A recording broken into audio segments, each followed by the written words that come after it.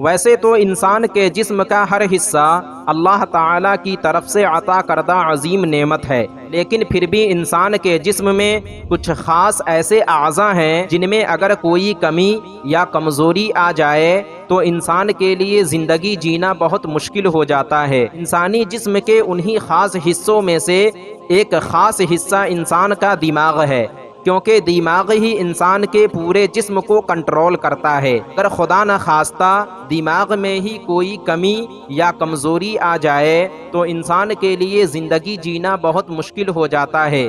زندگی جینے کے لیے انسان کے دماغ کا صحیح اور درست ہونا ہر حال میں ضروری ہے۔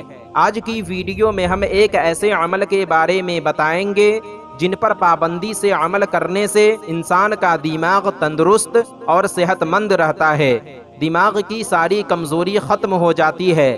عمل کا طریقہ یہ ہے کہ ہر فرض نماز کے بعد سر پر سیدھا ہاتھ رکھ کر 11 مرتبہ یا قویو پڑھنے کی عادت بنا لیں۔ انشاءاللہ اللہ تعالی دماغ کی ساری کمزوری اور کمی سے حفاظت فرمائے گا۔ تو ناظرین، آج کی ویڈیو میں بس اتنا ہی۔ امید کرتا ہوں آپ کو ہماری یہ ویڈیو پسند آئی ہوگی۔ ویڈیو پسند آنے کی صورت میں ویڈیو کو لائک اور شیئر کریں، اور ابھی تک چینل کو سبسکرائب نہیں کیا تو ضرور کریں۔ پھر انشاءاللہ ہماری ملاقات ایک اور نئی ویڈیو کے ساتھ ہوگی۔ جب تک کے لیے اللہ